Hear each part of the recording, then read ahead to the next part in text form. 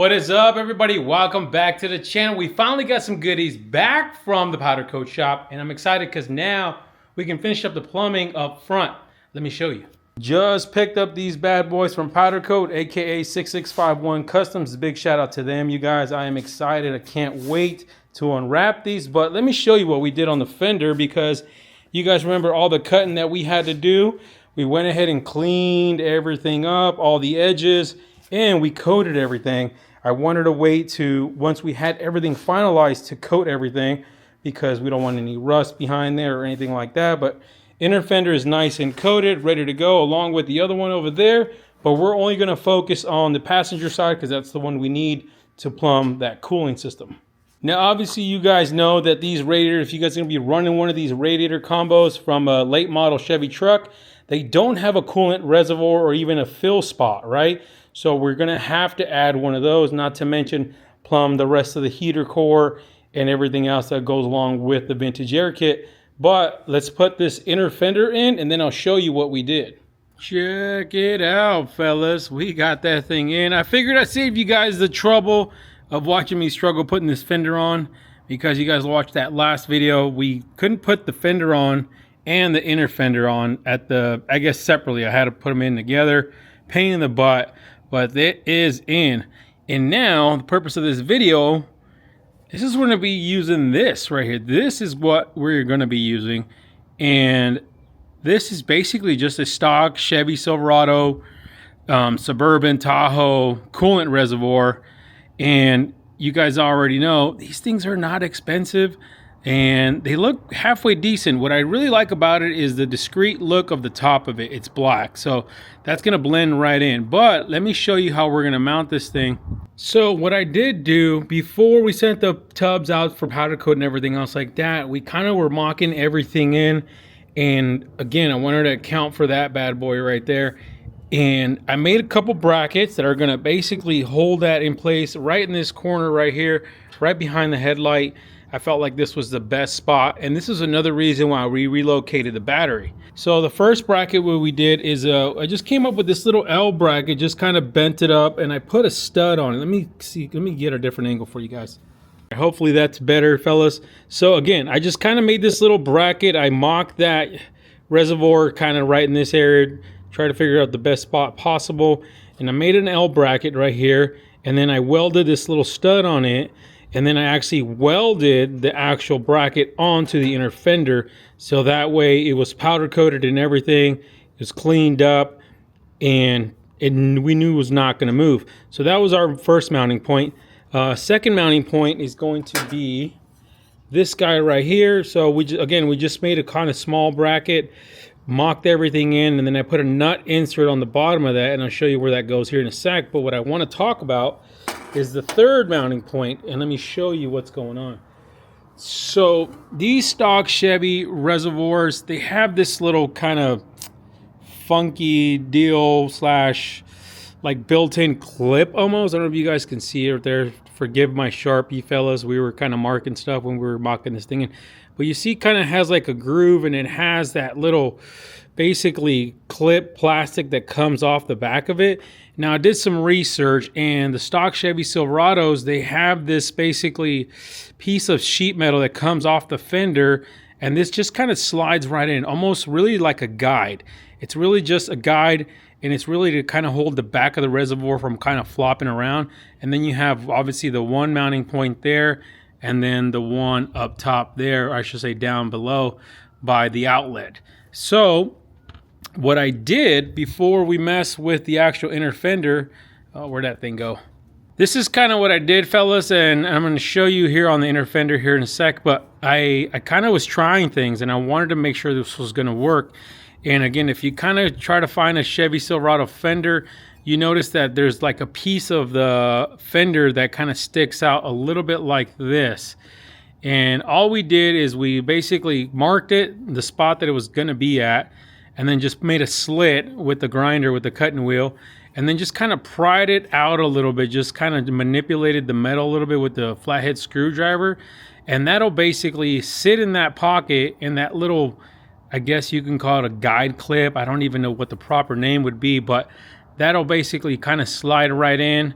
and help hold that from the backside, on the backside of that reservoir.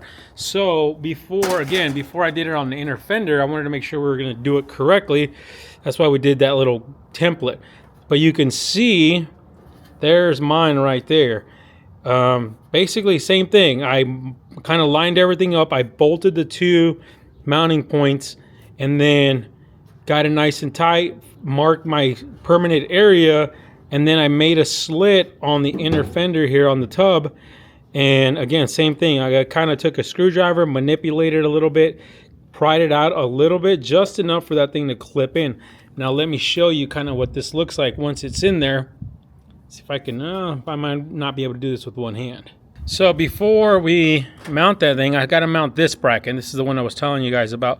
So this thing, I actually saw there we had a couple nut inserts here from the factory, and I just used this bottom one here, and I'm pretty positive that these are the nut inserts for the battery tray. So again, we don't have a battery up front, so we utilize that. Let me see if I can kind of put this on with kind of one hand. Again, we just kind of made this L bracket, and while we mocked everything in, and then we had it powder coated along with everything else. So that's just going to slide right in with basically a factory style 5/16 bolt. And you can see it's just more or less going to live right there. We'll tighten it up once we kind of get the other one in place. But you can already kind of see where that leg is going to land. It's going to land right on top of there on our nut insert. And then obviously we have their stud over here. And pretty much it. We'll have one here, one there. And then we'll have this back one here just kind of as a guide more than anything. All right, so I went ahead and put it in. You can see kind of how it sits nice and flush here. Can't really tell what's going on back here. You can't even see that. And you can already tell it's pretty sturdy just from us doing that. And I felt like it actually was a little flimsy, even with just having the 2 bolts on each side. It needed almost that extra support back there, and that is going to work out perfect. I don't even have the bolts in yet. It's sitting on the stud there, but that side still needs to have the bolt put in. You can see kind of how it lines up on that bracket and just kind of rests on that L bracket. So let me put these on so you can kind of have a better idea. Kind of want to give you a different angle here, fellas, so you can see a little bit better than me sitting there over the top of it. But again, it looks clean. We got it nice and level, and that's going to work out perfect. We can access it obviously to fill our coolant up. If you guys stick around, I'll finish bolting everything in, and what I'll do is I'll try to kind of plumb the rest of this heater core slash coolant reservoir, so you can kind of see what I did with the lines. All right, fellas, so this is what we're gonna do to kind of plumb that reservoir. So that reservoir has a 1-inch outlet, and this, I couldn't find anything that was remotely the shape or even long enough to plumb it where I need it. So I just ordered a couple silicone hoses. This is obviously a separate 90-degree silicone boot, 1 inch on both sides.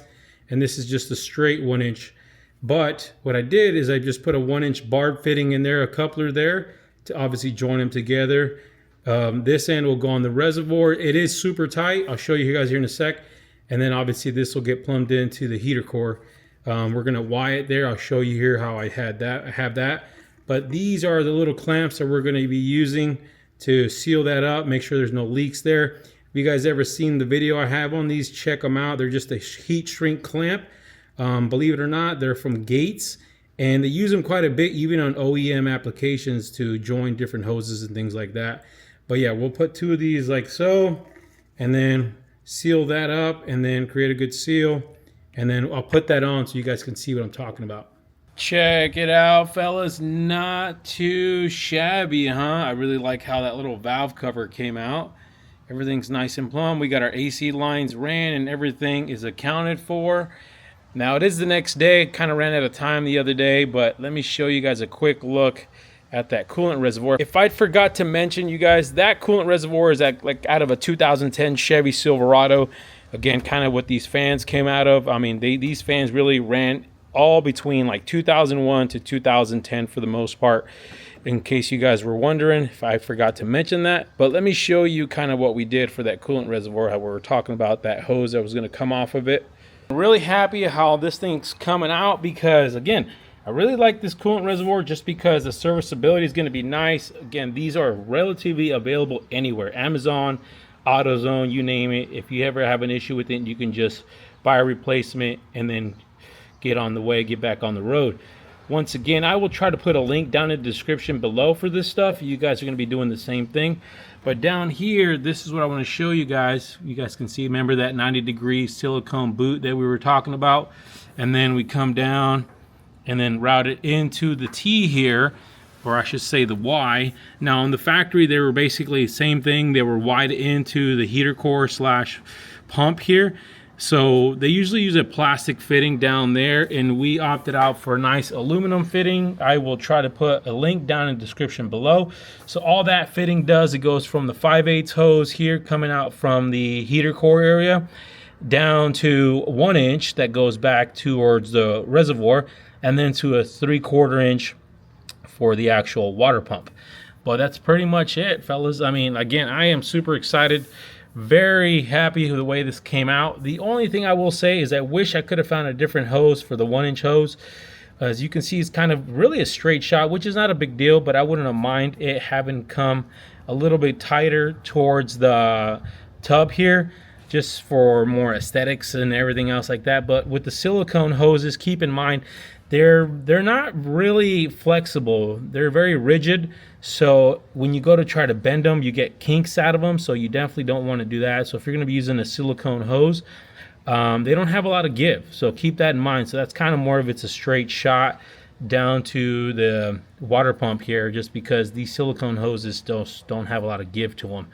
But I am happy with that. Everything is mounted here. We got our nut on this side here. Bracket down there is mounted up and everything there. Now, if you guys do get one of these reservoirs, keep in mind, down there at that mount below, it does come with like this extra little tab that kind of comes off of it from the factory. I'm assuming it's for factory use. We ended up just cutting that off so we get a nice, clean, flat mounting point there. So you might have to do that. Keep that in mind. The only thing we got to do left for the cooling system, obviously, is upper and lower radiator hose. Not a big deal. But steam port, or I should say the reservoir port here, this goes to the top of the radiator. And down below, I don't know if you guys can see it, there's a cover on it right now, but that's where your steam port's going to go for the motor itself. And it'll just plumb there, and then this guy will just plumb there, and that's pretty much it. You got your coolant system plumbed. The only thing we got to do is kind of tidy up the wiring down there for the valve, but you can see it's just kind of going to fall in line there, and there's plenty of wire. We had plenty of wire that came from the dash and plugged right in, no problem, no issues whatsoever. But if you guys stick around, hit the subscribe button. I will show you guys how to wire this thing up, how to wire your fans for your swap with these particular fan setup. And it's going to be a little trickier for us just because we have that Blueprint engine harness, but we'll talk about, for the most part, other harnesses as well. Almost forgot, completely glossed over this, and when I was kind of mocking everything up, I wanted my hoses to route a certain way, obviously, to make them look nice and neat. And we ended up designing these little brackets. Again, they're just little hose brackets, and 3D printed them. But if you look down there close, down at the lower side, those ones are actually a little bit thicker, so they actually come out a little bit further on the bracket itself. And then these are obviously closer, smaller, flatter to the actual inner fender here, because when you plumb that valve kind of sticks out, obviously, because it's not flush. The barb connection is not obviously flush.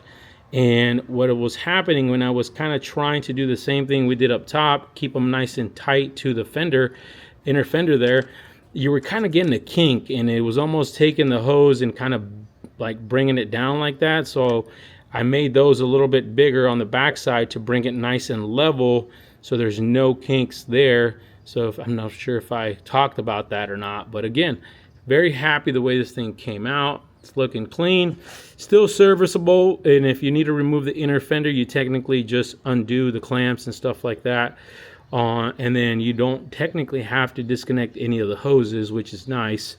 Again, serviceability for sure. I will say this, just having that stuff in there, it's going to get this much closer to get this thing fired up and the first start. Again, I didn't want to run it without any water or coolant in it, so that's another reason why I'm trying to get this thing knocked out so we can get a first start for you guys. But if you guys, again, want to stick around, hit the subscribe button, the like button, and hit the bell for notifications. You guys already know. Stay wrenching.